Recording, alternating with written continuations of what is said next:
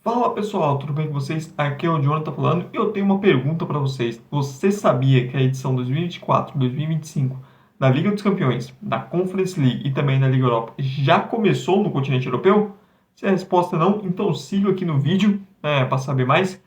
Depois de falar sobre futebol de seleções, Eurocopa, Copa América, hora de voltar aos clubes e hora de falar de futebol muito alternativo, que é algo que eu amo bastante, essas histórias alternativas, times de lugares pequenos, etc. E é onde surgem grandes e maravilhosas histórias que mostram porque o futebol é tão apaixonante. Então, bora lá falar de futebol alternativo europeu. Já peço você deixar o seu like aqui e se inscrever no canal se ainda não for inscrito e também dar aquela força divulgando esse vídeo para os seus amigos que também são fãs de futebol alternativo, assim como eu. Quando eu falo de Liga dos Campeões, Liga Europa e Conference, eu não falo da fase de grupos, onde entram as grandes equipes, como Real Madrid, Liverpool e etc. Estou falando das fases preliminares, que sim, já contam como Liga dos Campeões, já contam como parte da competição.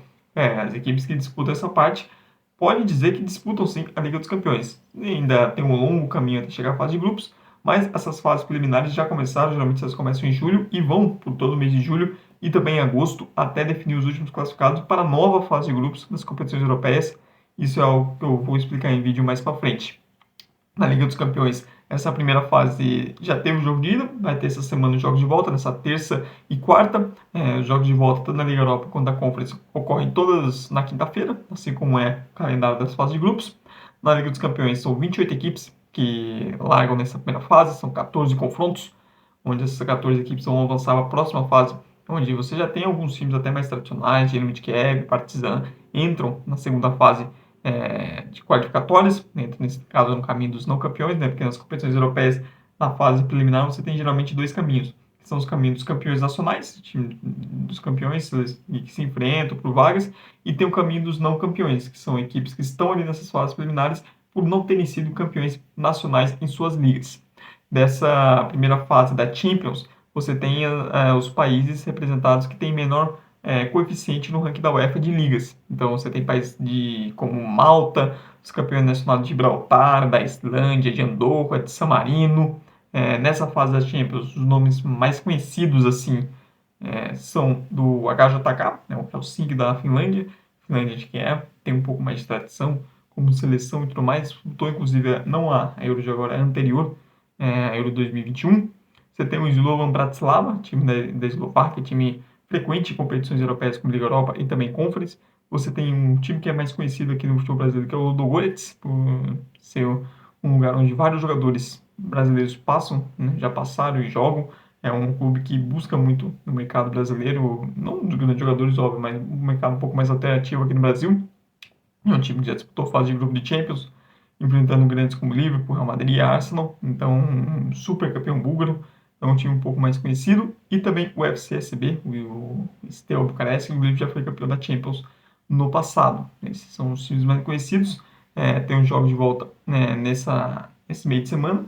O Helsinki, que eu destaquei, que está em uma situação mais complicada, perdeu o jogo da ida fora de casa por 3-0, vai precisar de um grande milagre aí para reverter e se classificar. Falando da Liga Europa, essa é a fase mais curta, porque não tem campeões nacionais, né? Essa primeira fase de playoffs da Liga Europa são só equipes que não foram campeões nas suas ligas. Então, são ao todo 12 equipes, divididas em 6 confrontos.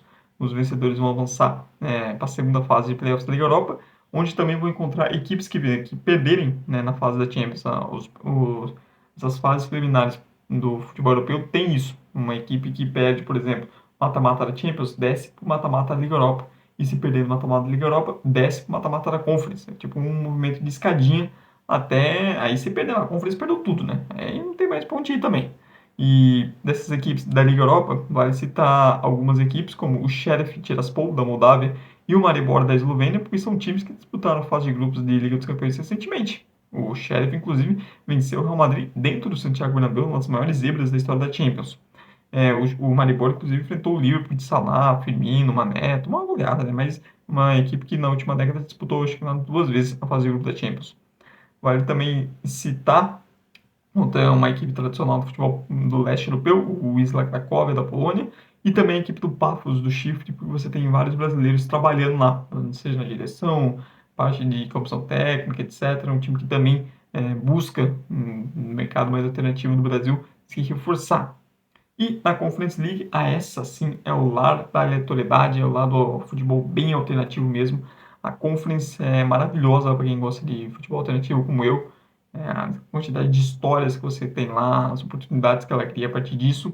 E é a fase preliminar mais longa, né? Essa primeira é a que tem mais equipes envolvidas, são 50 equipes no total já nessa primeira fase.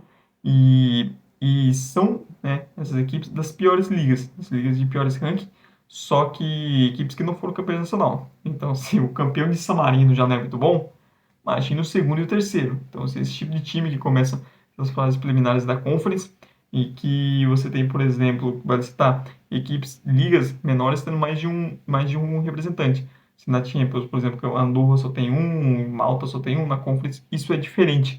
Você tem, por exemplo, San Marino, Andorra, Gibraltar, Ilhas Faroe, Letônia, Irlanda do Norte e outros países pequenos tendo dois representantes das suas ligas já nessa primeira fase.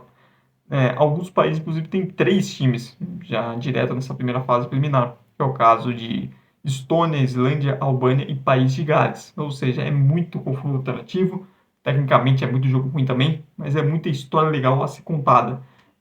Na temporada passada, grandes histórias dessas fases preliminares foi o Klaksvik da Ilha Faroe, que começou passando no mata-mata da Champions, avançando, depois acabou caindo no mata-mata da Liga Europa e depois foi para a fase de grupos da Conference. Pela primeira vez, uma equipe da Liga Faroe disputando uma fase de grupos de competições europeias. Você teve o Breiðablik da Islândia também chegando na fase de grupos da Conference, primeira vez uma equipe islandesa. Teve também da Bósnia, também teve uma equipe representante pela primeira vez. Em anos anteriores nós tivemos Kosovo estreando, Lituânia também conseguindo chegar lá. Então, ligas alternativas conseguindo se dar bem. Gibraltar já teve um representante em competições europeias desde a criação da Conference. Mais atrás, Luxemburgo também conseguiu o mesmo. Então, são países pequenos que, através dessas competições, fases preliminares, conseguem fazer história e chegar na fase de grupos de uma grande competição. Mas é isso, pessoal. Esse aqui é um vídeo falando de futebol bem alternativo. E aqui no canal tem tudo de um pouco, né? Fiz cobertura de Copa América, de Euro, você tem vários vídeos sobre o Brasileirão. Teve vídeo ontem sobre Sul-Americano, os jogos do playoff dessa semana. Tem vídeo também sobre futebol feminino, futebol paulista do interior, que é eu moro no estado de São Paulo. Tem de tudo um pouco aqui, né? Então eu peço, se você gostou desse vídeo, deixar seu like, se inscrever no canal se ainda não for inscrito e também dar aquela força divulgando esse vídeo para ajudar quem está começando. Muito obrigado mesmo por quem veio até o final. Tchau, tchau e até a próxima.